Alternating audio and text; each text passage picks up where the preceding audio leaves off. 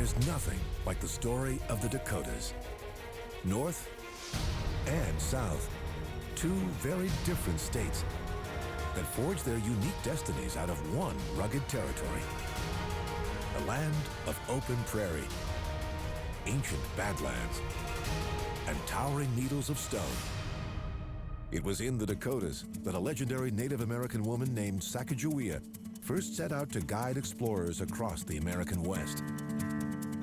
But it was also here that the U.S. government was found guilty of dishonorable dealings with one of America's great native tribes, and where a horrifying massacre by the U.S. Army, known as Wounded Knee, is still remembered today. Both of these northern states have made their mark on history. One healed the soul of a future American president with its colorful hills. The other immortalized him in stone with a monument to American democracy. But while there may be a lot that these two states share, there's also a lot they don't. In South Dakota, corn is king.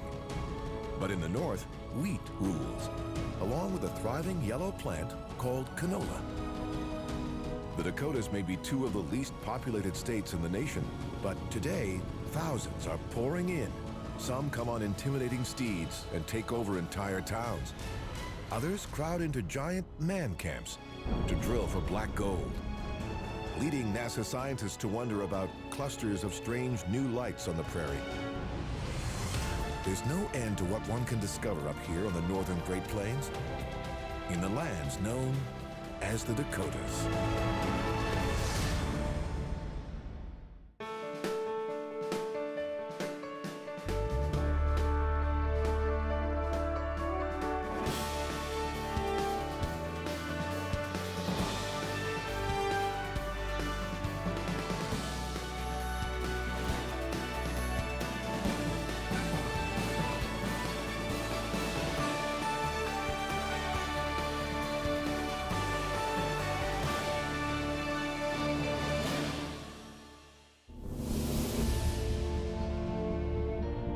In 1883, a train wound its way through these rugged badlands in North Dakota.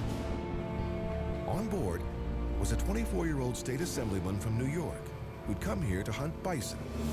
His name was Theodore Roosevelt. Out on the prairie, the future president only managed to kill one bison, but ended up falling in love with the beauty of this wild western land. By the time he headed back to New York, he bought a major interest in a local ranch and ordered this small cabin to be built for him to live in when he returned. It was moved here to the town of Medora and restored in 1959.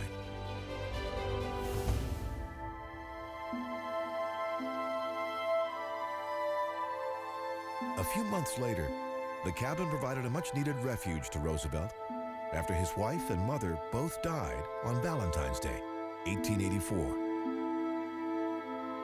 Over the next few years, the restorative power of the region's fertile river valleys and rocky hills drew him back again and again. To give himself more room to roam, he bought an 8-mile stretch along the banks of the Little Missouri River for $400, a place called Elkhorn Ranch. Today, the ranch house is gone. It was during his visits here that he found the solace he needed and developed the conservationist values that shaped the rest of his life. "I would not have been president," he later said, "had it not been for my experience in North Dakota." Roosevelt last visited North Dakota in 1918. But people here have never forgotten the impact their state had on their former president, which is why every summer evening, the hills outside of Medora come alive when the lights go up at the Burning Hills Amphitheater for a high-energy country-style jamboree that celebrates the legacy of President Theodore Roosevelt and his love of these North Dakota hills. Musicals about Roosevelt's time here have been a staple in Medora since 1958.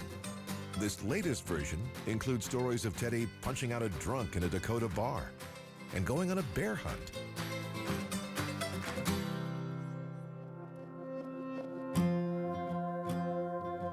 Now, anyone can enjoy this landscape, here at Theodore Roosevelt National Park, which lies on land where he once herded cattle.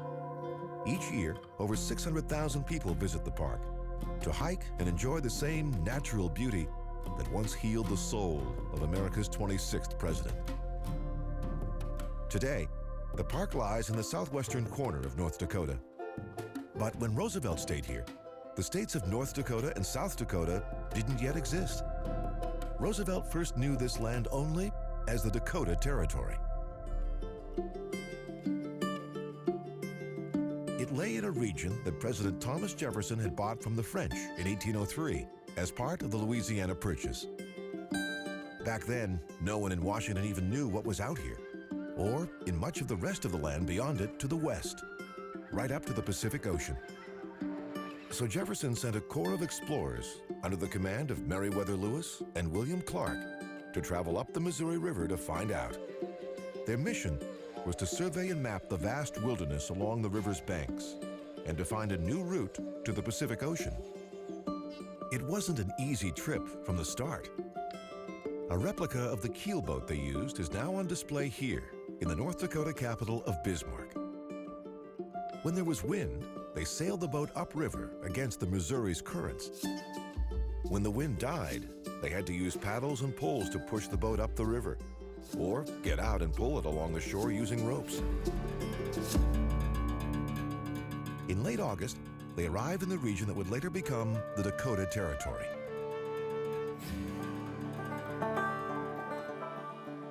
But after 4 more weeks of arduous travel, the harsh Dakota winter brought their progress to a halt. They chose a spot near a string of native villages to wait the winter out. Today, the site of those villages can still be spotted from the air. These round patterns in the earth are actually the foundations of homes once built by members of the Hidatsa, Mandan, and Arikara tribes. On top, they used earth and grass to create snug earth lodges like these that have been reconstructed here at the Knife River Indian Village's National Historic Site.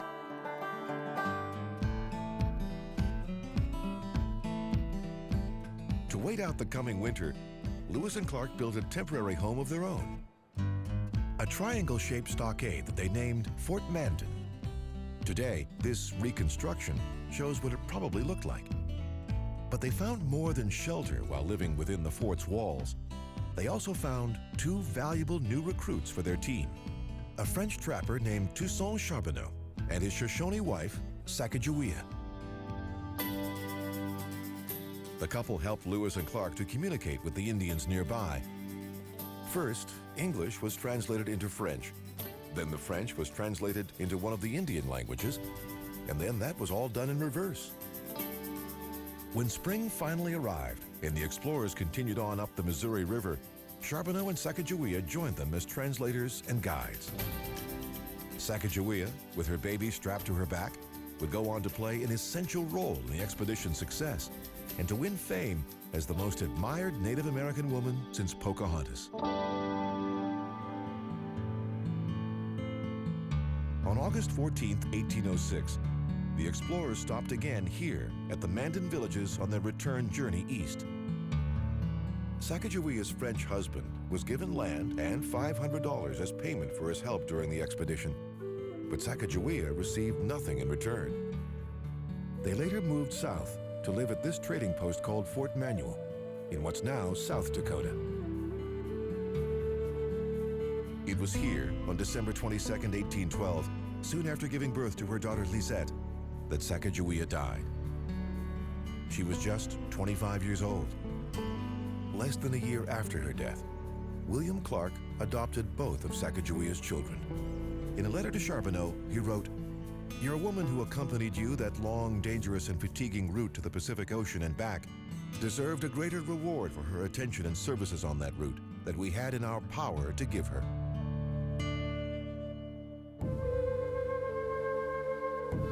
Had Sacagawea lived longer, she would have seen rapid and irreversible change sweep across this region. Lewis and Clark's journals had described the abundant wildlife that they'd seen along the upper Missouri River. And soon, fur trappers and traders were heading west to scour the region's rivers and streams. Their search for furred creatures of all kinds kicked off the transformation of this then wild land into the two Dakotas that we know today. When Lewis and Clark traveled up the Missouri River through what's now South Dakota, they never set eyes on one of America's most impressive landscapes. A place where rugged cliffs rise up through the prairie, like the spiny skeletons of giant ancient creatures. Members of the Sioux were the first to name these formations. They called them Makosika, or Land Bad. Today, people travel to South Dakota's Badlands from around the world just to see these cliffs eroded out of the soft soil deposits on the prairie floor. Deposits laid down over 28 million years ago that are still being worn away by wind and water at an average rate of an inch a year, making it one of the fastest eroding landscapes on Earth. Flying over this strangely seductive but desolate landscape, it's easy to see why the Sioux called them what they did, and why French fur trappers who arrived here in the early 1800s noted that this part of what's now South Dakota was a bad land to travel through. But that didn't stop them from coming. Many trappers and traders came here hoping to get rich, and some succeeded. One even became the richest man in America. His name was John Jacob Astor. In 1828, he received permission to build a trading post here on the banks of the Missouri River. Astor's American Fur Company was soon open for business here at Fort Union. This is a reconstruction of the original fort, which was built to impress the native people Astor hoped to trade with. Over the next 4 decades, members of the Assiniboine, Crow, Blackfeet, and other tribes came to the post to trade with Astor's men.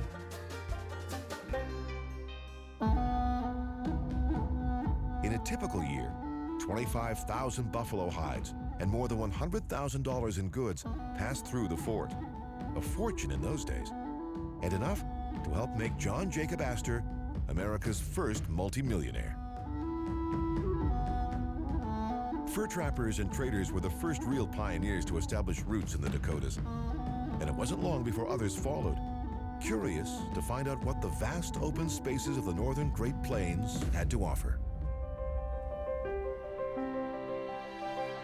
And then, on March 21st, 1861, Congress created the vast new Dakota Territory. Initially, it included part of what is now Montana and Wyoming. But in 1863, it was reduced to cover only the area that would go on to become North and South Dakota. The tiny river town of Yankton, which now lies in South Dakota, was chosen to serve as the new territorial capital. The new territorial government's home was modest, a small white clapboard building which has since been reconstructed. It was inside these walls that the Dakota legislature soon voted to found a college for the new territory. That college is now the University of South Dakota, located 25 miles away in the town of Vermilion. Since there was no actual initial funding for the college, it took 20 years before the first classes were held. The oldest building on campus today is Old Main, which was an impressive sight on the prairie in 1893 when it was built. But the university may be most famous today for its former student, NBC News anchor Tom Brokaw. The reporter graduated from USD after dropping out of the University of Iowa. The campus is also home to the National Music Museum. Inside are more than 14,000 musical instruments from all over the world, as well as compositions by a South Dakota farmer named Elmer Lyle Carey, who performed at the inauguration of President William Taft in Washington, D.C. when he was just 17. When locals in Vermilion asked Carey where he learned to play so well, he answered, out in the country, about 7 miles north. That's because Carey's family was part of a great wave of settlers that started arriving just a year after the territory was formed. In 1862, Congress passed the Homestead Act, which opened up the Dakota Territory and other regions of the West for settlement. Homesteaders were offered 160 acres of land for free, as long as they farmed it successfully for 5 years. A flood of settlers took up the offer, and soon, the empty Dakota prairie was dotted with simple farms as more and more homesteaders staked their claims and tried to hold on for the 5 years it took to keep their land. In this nearly treeless region, they built houses with whatever they could find. Many used prairie sod itself for walls and ceilings. But settling on land that was already home to native tribes like the Sioux came at a price. As more and more settlers fanned out across the region, conflicts with the tribes flared across the territory and beyond. In the middle of the 1800s, white settlers were moving on to what's now North and South Dakota and claiming land as their own. So, in the summer of 1857, members of the region's native tribes gathered here on a sacred mountain they called Bear Butte and resolved to resist what they saw as an invasion. Over the next decade, the tribes would fight ferocious battles against the U.S. government, and many would die trying to defend their lands and protect their way of life. One of those conflicts started in 1866 and was known as Red Cloud's War. It's been called one of the most successful wars against the U.S. government ever fought by an Indian nation. After 2 years of fighting, the Sioux Nation won the great victory its people had fought and died for. The U.S. government admitted defeat and promised the Sioux that their lands would be protected from settlement forever. This historic treaty was signed here at Fort Laramie, just across the Dakota border in what's now Wyoming.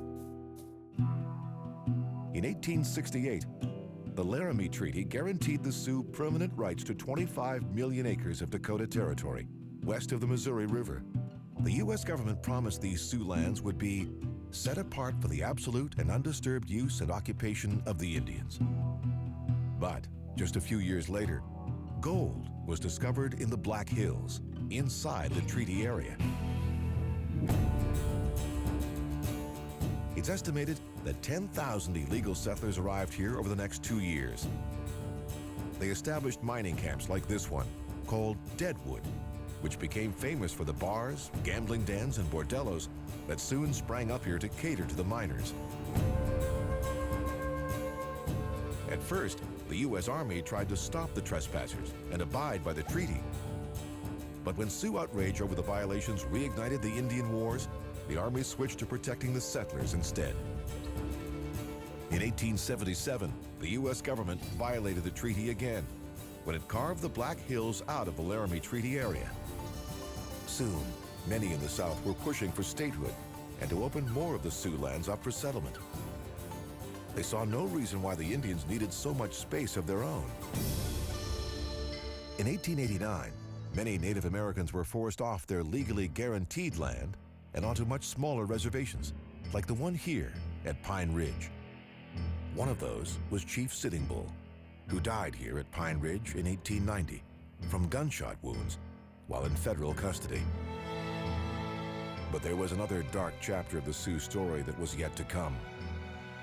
At the time of Sitting Bull's killing, a spiritual movement called the Ghost Dance was sweeping the reservations and stirring a revival of Native culture and pride. The U.S. government feared these dances would inspire a new wave of Indian wars. So when word spread that a ghost dance was going to take place here at the Pine Ridge Reservation, the U.S. Army was sent in to stop it. On December 29, 1890, by a creek known as Wounded Knee, the Sioux chief Spotted Elk and his people surrendered peacefully to the U.S. Army. But when the troops moved in to disarm the Indians, a shot was fired, and then hundreds more. By the time the killing had ended, Spotted Elk and up to 300 Sioux had been massacred. Today, they rest together in a mass grave here at the Wounded Knee site, including the women and children who made up at least half of those killed, innocent victims of the last military action in America's epic Indian Wars. It took almost a century for the Sioux Nation to get its day in court. In 1980, the U.S. Supreme Court ruled that the Black Hills and the rest of the Sioux land defined in the Laramie Treaty had indeed been stolen by the U.S. government in what the court called a ripe and rank case of dishonorable dealing. The government was ordered to pay the Sioux more than $100 million to make up for the loss of the lands, but the Sioux voted to turn the money down. As of 2014, those funds still lay in a government coffer, worth, thanks to interest, almost $1 billion. The tribe still claims that no amount of money would be able to compensate them for the loss of their sacred Black Hills and the rest of their homelands.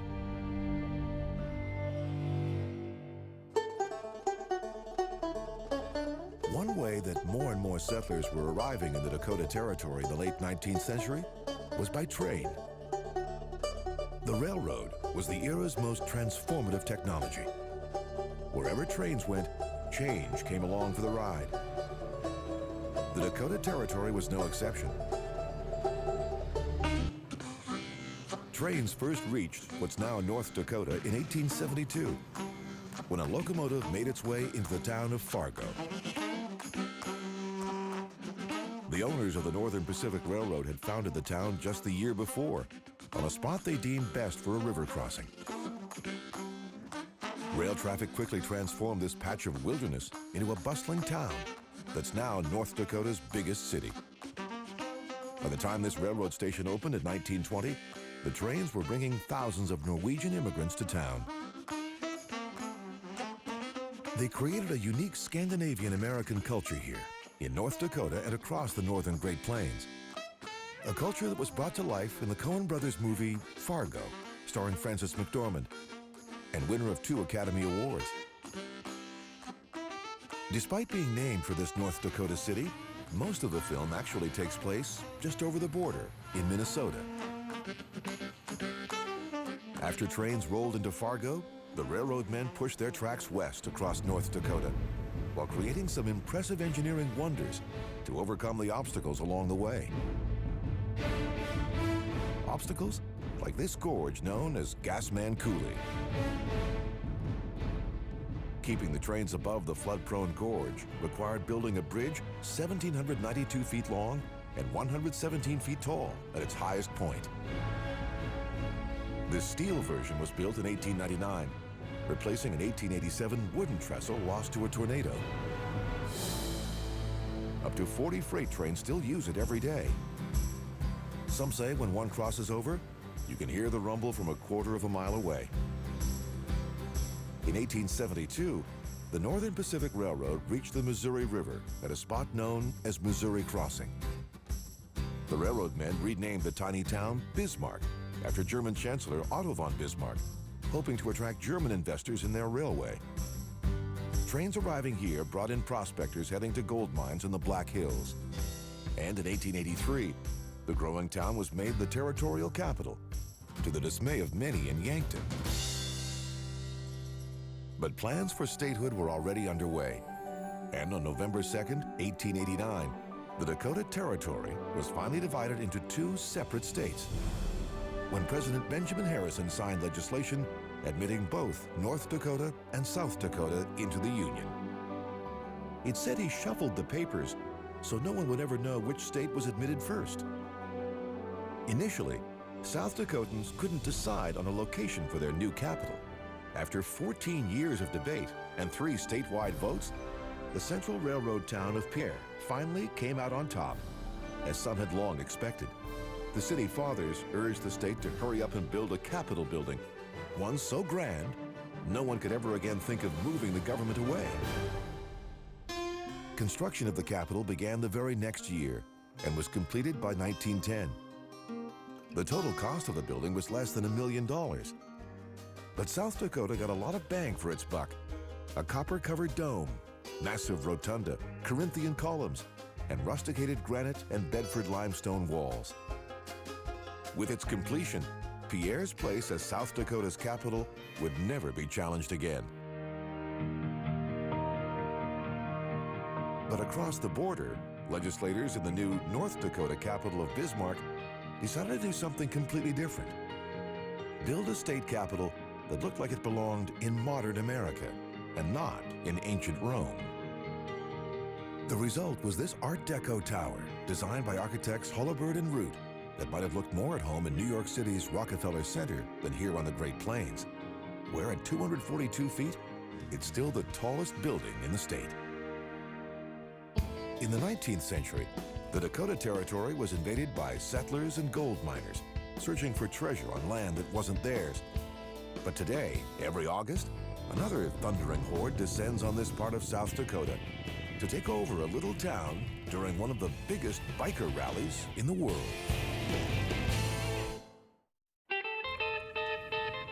Every July, more than 500,000 bikers from across North America roar into South Dakota. They arrive on intimidating steeds and lay claim to the streets, sidewalks, and bars of the little South Dakota town of Sturgis. This annual invasion started back in 1938 when a local mechanic named Pappy Hoyle and his wife Pearl formed the Jack Pine Gypsies Motorcycle Club and launched a motorcycle race. It quickly grew. Racing is still part of the scene today, but most of the action has shifted to Sturgis's Main Street and slowed down quite a bit because it's hard to show off a Harley if you're going too fast.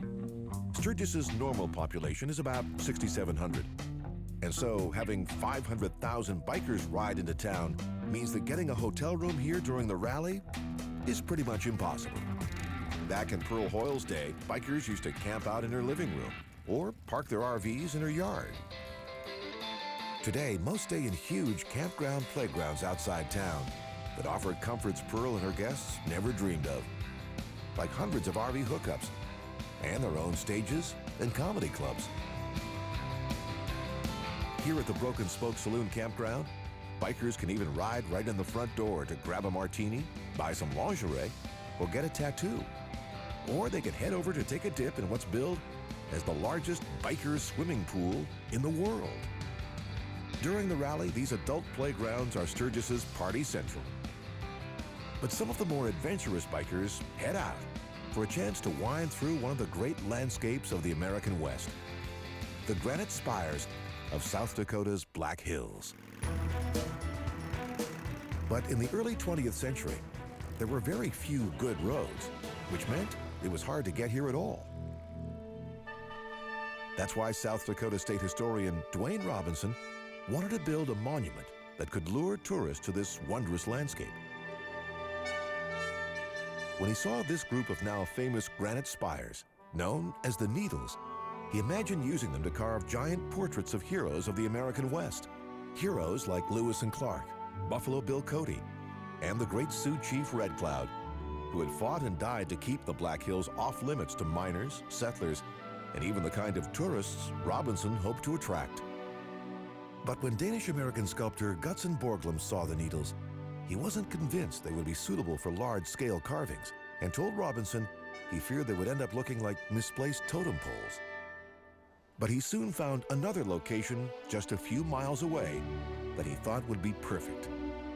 A giant wall of solid granite, big enough for multiple carved portraits, each up to 6 stories tall. There was, he declared, no piece of granite comparable to it in the United States. He also thought that a national tribute to U.S. presidents would be more appealing than heroes of the West. I want to create a monument so inspiring that people from all over America will be drawn to come and look and go home better citizens, he said. Soon, President Calvin Coolidge and others were helping secure federal funding. It took more than 14 years for Borglum and 400 workers to blast and chisel this world-famous quartet of former presidents. George Washington came first, his familiar profile emerging from the mountain in less than 3 years, in time for an especially patriotic dedication on July 4th, 1930. Thomas Jefferson followed in a spot to Washington's right, but unstable stone there forced Borglum to dynamite his original Jefferson and moved the 3rd president to Washington's left. Jefferson's revised image received its dedication in 1936. Lincoln came next, in a spot originally intended for a giant tablet inscribed with an inspirational text. Then, all hands turned to adding Teddy Roosevelt to the group. After Borglum died, his son Lincoln oversaw the carving of the final details. On October 31st, 1941, just 14 years after work began, the monument was declared complete. Today, evidence of the enormous effort it took to do the job can still be seen here. When all was said and done, 800 million pounds of rock had been removed, from the fine chisel marks on the president's faces to the orderly lines of scars left on the surrounding stone by dynamite and drills, to the enormous piles of rubble below. In 1959, the monument provided the setting for two of Hollywood's most infamous moments in Alfred Hitchcock's classic thriller, North by Northwest. In one key scene, Hitch has icy blonde Eva Marie Saint pretend to shoot leading man Cary Grant in the visitor center. Then, he sends Grant, Saint, and villain Martin Landau on a deadly chase across the president's faces. Hitchcock was planning to shoot this second scene on the monument itself, but a journalist spilled news of the planned chase, and the National Park Service shut Hitchcock down, which is why the final scene was filmed on a Hollywood soundstage instead. But the Black Hills are also home to a Sioux monument as well. It was dreamed up by a group of Native Americans led by Henry Standing Bear, a chief of the Lakota Sioux tribe. He recruited Polish-American sculptor Korczak Julkowski, who finally started work on June 3, 1948. Julkowski chose to depict Crazy Horse on horseback, pointing to the horizon, but was only able to complete the head before he died in 1982, after working on the giant sculpture for almost half his life, for free. The sculptor turned down government funding for the project because of its violation of the Laramie Treaty. But admission fees and donations have enabled Julkowski's family to continue his work. More than 1 million people visit this site each year to see this larger-than-life portrait of America's great Indian chief, which is exactly what Henry Standing Bear was hoping for when he dreamt up this tribute in stone. "My fellow chiefs and I would like the white man to know," he once said, "that the red man has great heroes also." The Black Hills that Crazy Horse once knew have changed in ways that can never be reversed. And there's no better example of that change than this, the largest and deepest gold mine in the United States. It lies just 50 miles from Mount Rushmore and is known as Homestake Mine.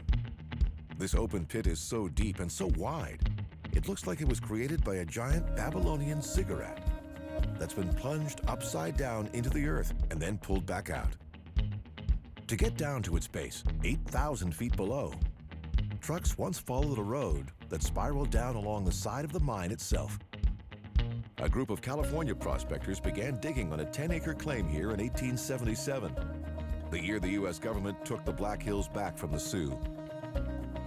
Before it closed in 2002, the Homestake had yielded 39 million ounces of gold, making it the most successful gold mine in the U.S.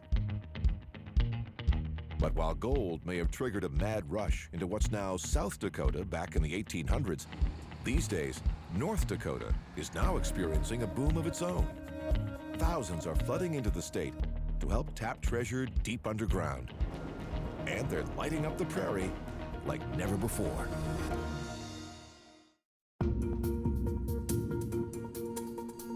In 2012, NASA scientists began looking at new satellite images of North America taken at night. They knew the familiar bright lights of Atlanta, New York City, Chicago, and Minneapolis. But as their eyes moved west, they discovered a large cluster of light on the Great Plains, in a place where they knew there was almost nothing but farmland and prairie. The fact was, these weren't actually the lights of any one city or town. They were lights from housing and drilling equipment, and of gas flares from hundreds of new oil wells that dot North Dakota today. In 2013, the U.S. produced more oil domestically than it imported for the first time in nearly 2 decades.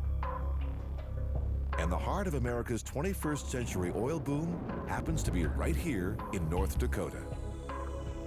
That's because the state sits right on top of one of the largest deposits of oil in the United States.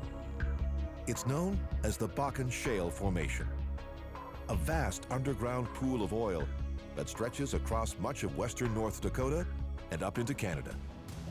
The epicenter of the boom is the town of Williston.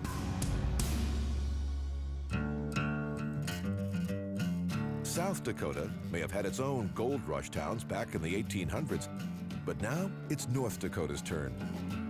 Williston is a true 21st century boomtown. Between 2000 and 2013, the town's population more than doubled, as oil production in the state went up more than 600%.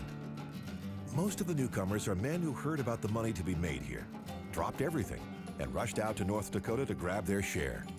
Their mass arrival caused a housing crunch so tight that some apartments in Williston rent for as much as they would in New York City, leaving plenty of newcomers sleeping in their trucks. The solution? Prefab housing complexes and trailer parks that are known as man camps. Some of these complexes house up to 8 men in a single trailer. And rules at some can be strict. No drugs, alcohol, visitors, or guns allowed. But many workers here don't have much free time anyway to do anything but sleep. They often work 80-hour weeks to earn their lucrative salaries of over $90,000 a year. But it's not just the flood of workers that's straining the region's infrastructure. The flood of oil is too. The boom is so recent, there aren't enough pipelines yet to get the oil from the wells to the refineries. Trucks do the job instead. A single well can require 2,000 trips in its first year of operation alone, and thousands more after that. Which is why being a truck driver in the Bakken field is one of the easiest jobs to get. With their tanks full of crude oil, many of these drivers head here, to the Bakken Oil Express rail hub near Dickinson. They drive right into its 6-bay truck center and storage facility, which can fill the tanker cars of an entire mile-long train to the gills with crude in just 12 hours. It's an amazing sight from the air. Giant loops of rail track, feeding cars one after another into a loading shed, so they can be filled with freshly pumped crude oil from the Bakken field. In 2013, this one facility could ship 200,000 barrels of oil a day out of North Dakota, worth roughly $20 million. And for every full oil train that leaves the state, another empty one rolls in, ready to be loaded. But the Bakken oil boom wouldn't have happened if not for a new and often controversial extraction technique. Ever since the 1950s, scientists here knew that the Bakken Formation held billions of barrels of oil, but they didn't know how to get to it. That's because it was locked in layers of rock, deep underground. Once, a prehistoric sea covered this region. When it dried up 60 million years ago, it left behind carbon-rich layers of dead sea creatures in the sediment on its floor. Then, over time, heat and pressure from geological forces trapped that carbon between layers of shale, where it still is today. That's why oil companies use fracking technology to force the oil out of the shale. First, geologists identify a good place to drill. Then, workers clear a fracking pad and set up a rig. Next, they drill pipes 2 or more miles into the ground, right through the shale itself. Finally, they pump water, sand, and chemicals down into the pipes under extremely high pressure, which actually fractures the shale and releases the oil. The oil flows freely up the pipes, but along with it comes natural gas. Without enough pipelines to carry that gas to refineries, the oil companies burn off about 30% of the gas instead. Many landowners claim the fracking chemicals and the gas flares are polluting their air and water. Landowners like Brenda and Richard Jorgensen, who own this farm east of Williston. Like many farmers here, the Jorgensens mainly own the surface rights, but not the mineral rights to their farm, which is why an oil company was allowed to build this giant fracking pad just 700 feet from their house on a neighbor's land. One of 25 such pads within a 2-mile radius. The family says their air has been polluted by chemicals used at the well and with toxic fumes from the flares. When the gas flares blow out, the Jorgensens have smelled what they believe is hydrogen sulfide gas that is a known toxin produced by fracking sites.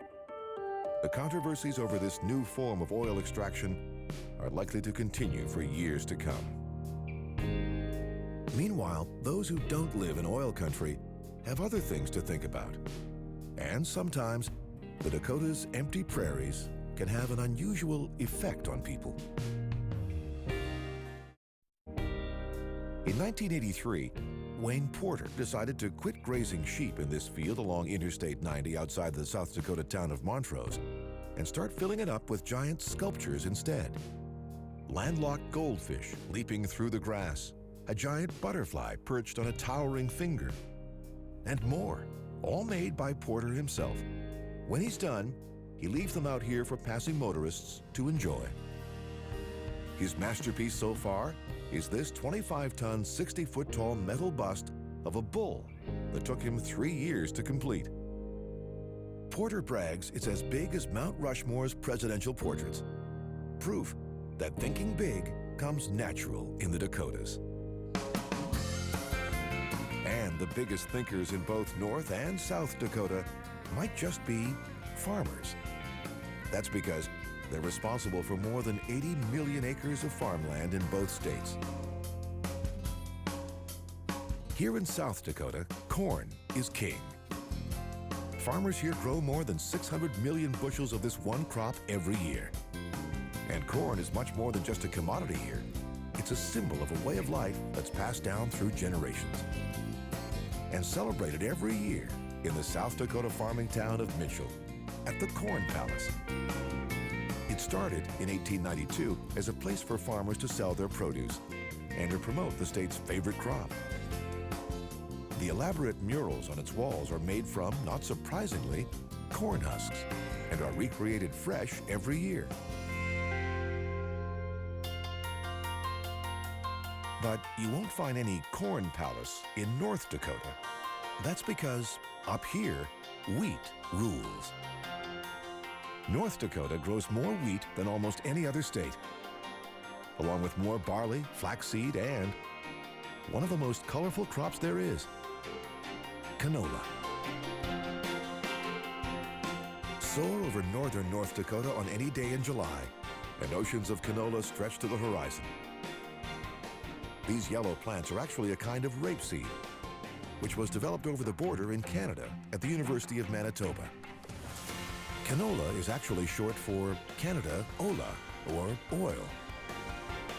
And it thrives here in North Dakota, which alone produces almost 90% of all canola grown in the U.S. Once it's pressed into oil, it's used for cooking, livestock feed, and biodiesel. It's considered to be a healthy oil since it's low in saturated fats. Finding ways to keep these fields of gold thriving and maximizing production of canola and other crops for North Dakota farmers is the job of students and faculty alike at North Dakota State University in Fargo. It was founded as an agricultural college in 1890, the year after North Dakota became a state. Many know NDSU for its Fargo Dome, the home of the university's Bison football team, which has one of the best records in Division I football. It's known to be one of the loudest indoor arenas in the nation, thanks to its dome, which is said to amplify crowd noise, earning it the nickname the Thunderdome. But the real heart of this campus lies here, in these greenhouses and fields, where NDSU researchers study everything from how deep in the ground seeds should be planted, to the best ways to store harvested crops, to the impacts of flooding and drought. Not to mention the best ways to heat your barn and keep your cows warm when winter rolls around. Modern science that helps farmers across the Dakotas and the nation thrive. But with so much farmland to care for in North and South Dakota, it's not surprising that many farmers also get help from the sky. Every summer, crop dusters, like this one, can be seen buzzing fields across North and South Dakota, spraying pesticide and other ag chemicals to help farmers ward off bugs and other threats. These days, ag pilots use sophisticated tools to get the job done, like GPS technology that helps them make sure they don't miss any part of the field, or spray a neighbor's crops by mistake, which can lead to harsh words and sometimes even nasty lawsuits. Ag pilots fly so low, they rarely need to be in touch with any control tower. And most do it because they simply love to fly. And who can blame them?